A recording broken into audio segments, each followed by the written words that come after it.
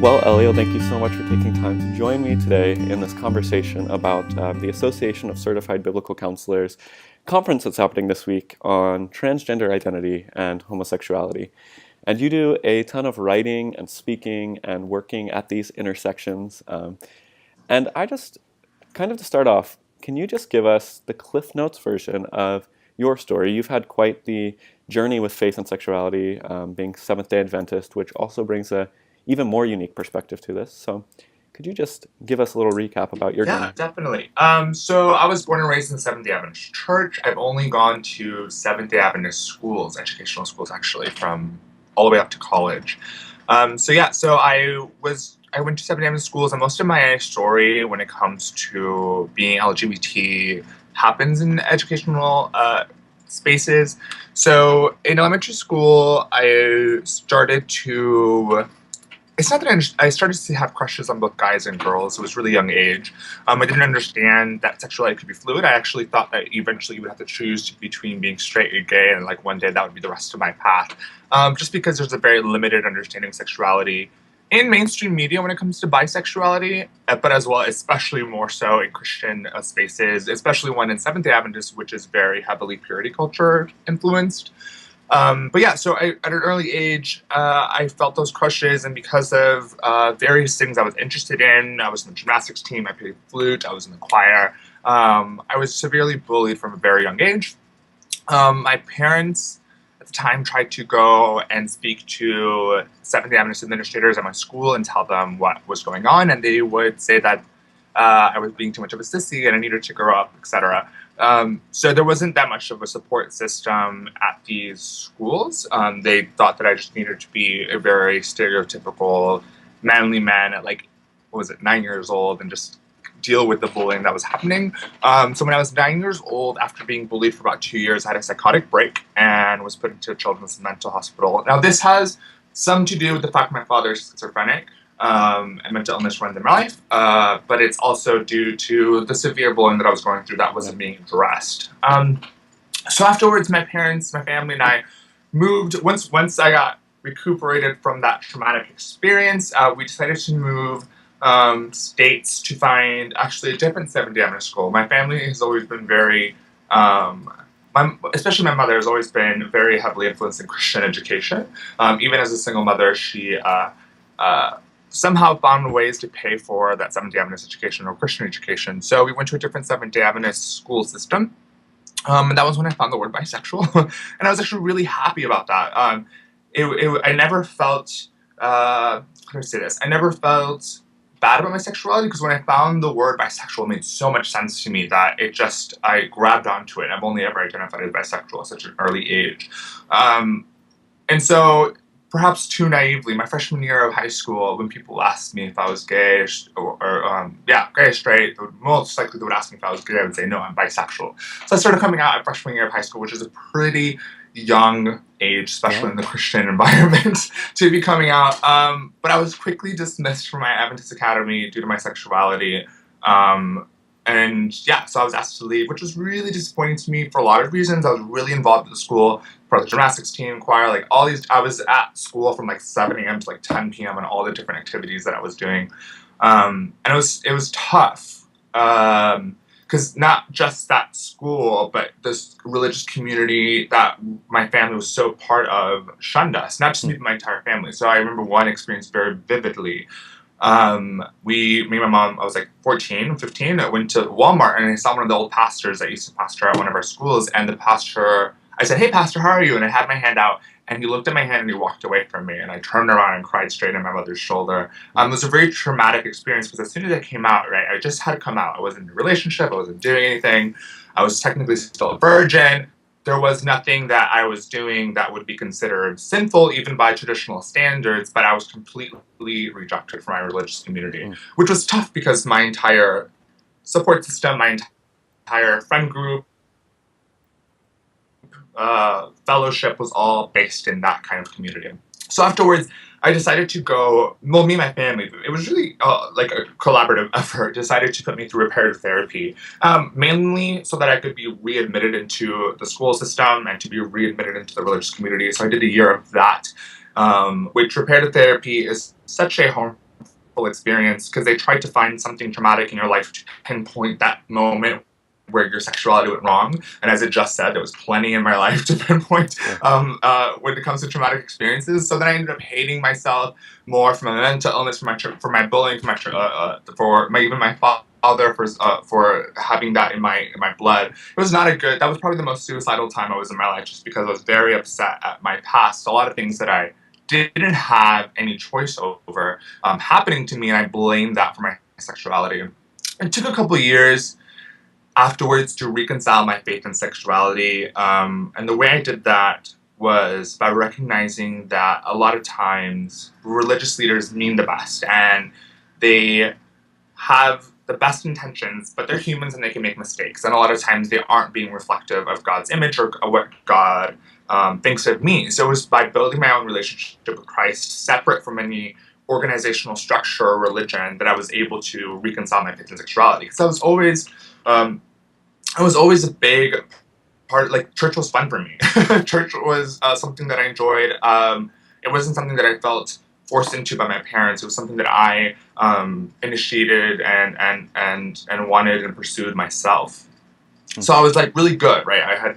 I finally like got my faith and sexuality, but I was like, I'm not gonna go to, like, it's not that I didn't want to go to church, it's that I didn't feel safe going to church. So I had my own little worship services on Sabbath mornings, and like I was good with my own relationship with Christ. And and I'm calling me a masochist, but I wanted to go to Seventh-day Adventist college because I missed it. I missed the Christian environment. I missed being around people who had similar faith systems as me. So I decided to go to Andrews University, which is the largest Seventh-day Adventist school in the country. There's 14 universities, Seventh-day Adventist universities. And I remember driving up to Andrews with my mother and saying that I would never talk about my sexuality and faith to Christians ever again.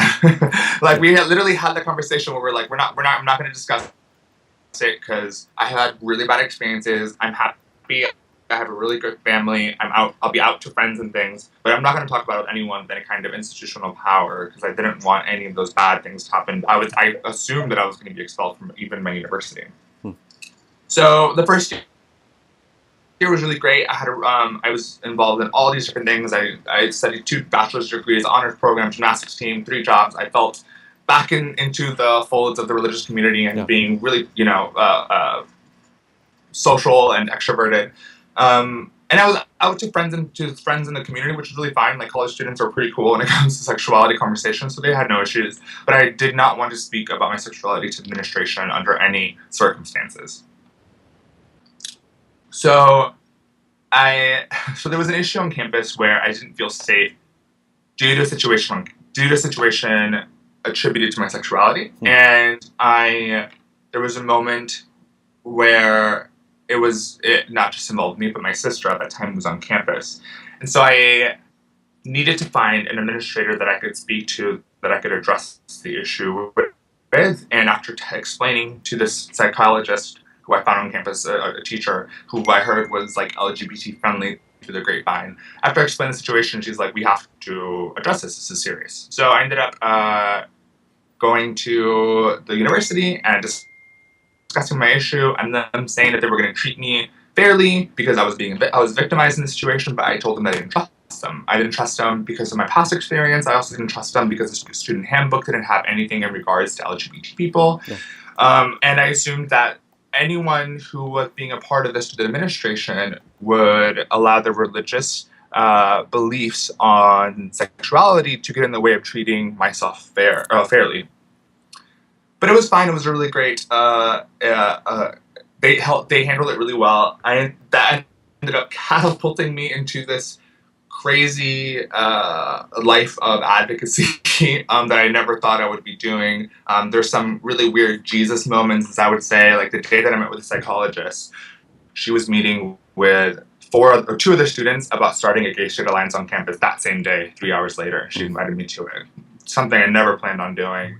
I ended up going into there. I ended up helping start this group, meeting with LGBT students on campus with all different kinds of religious beliefs about sexuality, but just creating a safe space for all these students. I ended up creating 4 more across the country and creating a network of them. 8 universities when I left were networked with different unofficial gay straight alliances. We worked to create policy changes to make it safer underneath discrimination and harassment for LGBT students, created some safe spaces for students, but also created spaces on campus, formal events to allow a student body to interact with LGBT students. At that same time, I was asked to start writing on Huffington Post about this stuff, so I started writing every time I felt frustrated with how the church was handling LGBT stuff, and then I just kept writing, and then here we are today.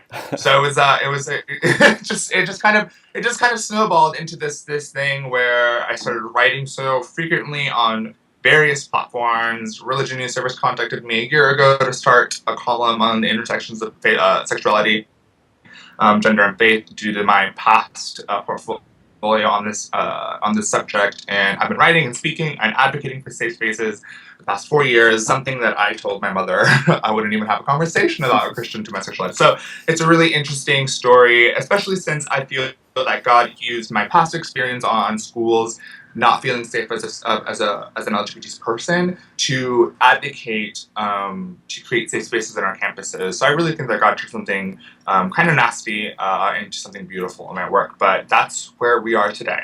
Yeah. Wow. That's one heck of a roller coaster ride of a story. But... yeah, I just got out of the train and I couldn't get off. I love it. I love it. So much in there. I think one of the things that's most interesting is, so we're talking right now because this conference is happening this week, and even though on none of the conference material does it outrightly endorse reparative therapy, there are people at this conference that teach orientation change, and it's quite clear that a lot of these speakers and counselors are at least going to try to make LGBT people in their congregations and in their practices choose to be straight or try to fix their orientation. As somebody who had to go through that in a religious context, can you speak to the effects that had on you? Like, what did that do to you mentally, psychologically, spiritually? Well, I think it's absolutely disappointing that this conference, like you said that it's not explicitly being stated. I think that's happening a lot more when we start seeing very few but still prevalent fringe groups that are promoting types of ex-gay narratives and reparative therapy. They're not being as explicitly in their work. They're using different coded language to promote the same type of narrative. And it's so incredibly damaging, not just in my own experience, which it was by far the most suicidal time I've ever had in my life, and I've never felt more worthless than going through that reparative therapy, but also with working with hundreds of LGBT students on Christian campuses who have gone through reparative therapy. Some of students that I've worked with that I've lost to suicide because of the therapy that they were going through. Some that have luckily survived attempts in suicide. This is a very real situation. And I think that a lot of these individuals who are so disconnected from LGBT stories and the community and aren't working with youth especially who have undergone these just pseudoscience practices aren't realizing how much of a real life effect it has. And I've seen it firsthand in my life, and I've seen it hundreds of times in the work that I've done in the past couple of years. And looking at just the conference materials that are on the website without having gone to it, I'm also extremely nervous of what seems to be a newfound reparative therapy push for transgender individuals too, in trying to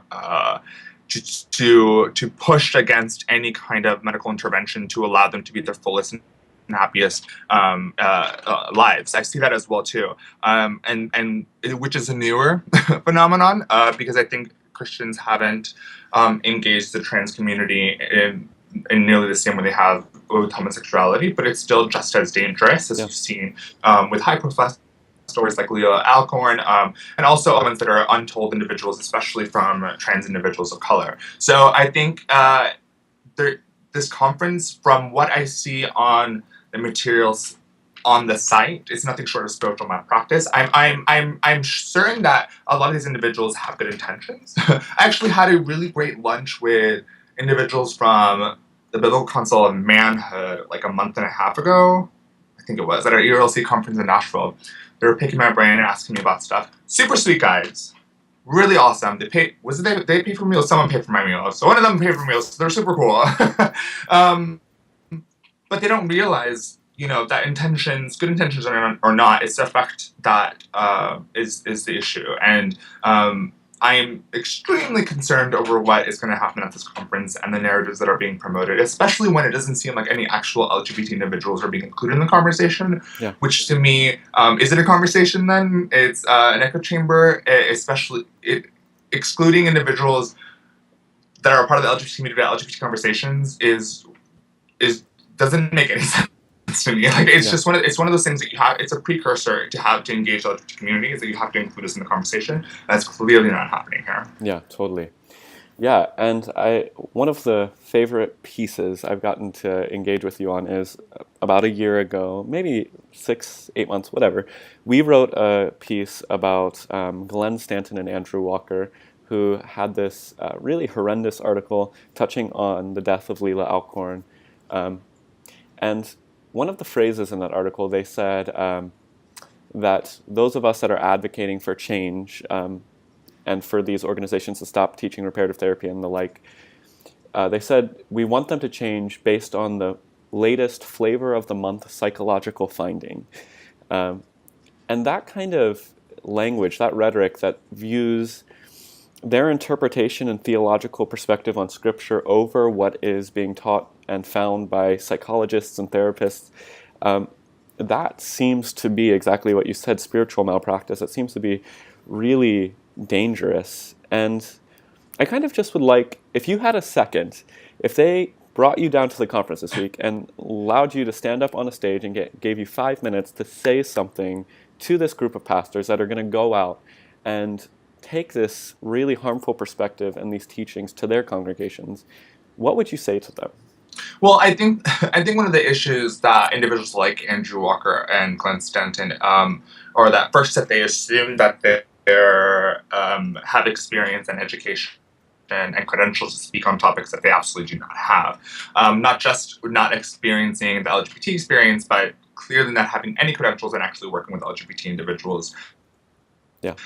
So they're speaking out of ignorance, not one that comes from experience. I would like to say to those pastors the importance of listening to the LGBT community, because I think that what we do so often is the church, a conservative traditionalist church, ignores LGBT stories as a context for the theology, and they're attempting to practice theology in a vacuum. So they're trying to force a certain narrative that they hold so biblically true without actually looking at the experience around us. And I think that is bad theology. I think historically that type of approach isn't what we've been taught. I think the church has looked at our experience in order to look at our interpretations and see what we're doing, how we're interacting with whatever specific subject. But even so, I don't even think that these individuals need to have an affirming theology of same-sex relationships to realize that reparative therapy and not affirming someone in who they are, how damaging that is. Like, you do not have to agree with same-sex relationships to be completely against reparative therapy, which should absolutely be seen as an act of violence against LGBT individuals. Because there is absolutely no doubt in any kind of professional medical sense, or anyone who has ever done ex-gay therapy forever, there's 15 of the biggest ex-gay leaders in the past 3-4 years have come out against it. There's absolutely no doubt how damaging it is. And for any kind of pastor, any kind of spiritual leader whose work is intended to take care of God's children, to be okay with that cognitive dissonance of listening to those individuals who have worked so long and said, this is damaging, this is painful, and still continue to promote it, is prioritizing their theological stance over the lives of LGBT individuals and God's children, and that is something that should not be accepted whatsoever. Yeah. Talk about a mic drop moment. That was great. Well, Eliel, thank you so much for taking a little bit of time to sit and talk with me about these things. And I really appreciate all of the writing and the work that you do around these issues and the place that you hold as someone who kind of holds these conservative leaders accountable in the public. And so I really appreciate that. And thank you for taking time to be a part of this conversation. My pleasure. Thanks, Brandon.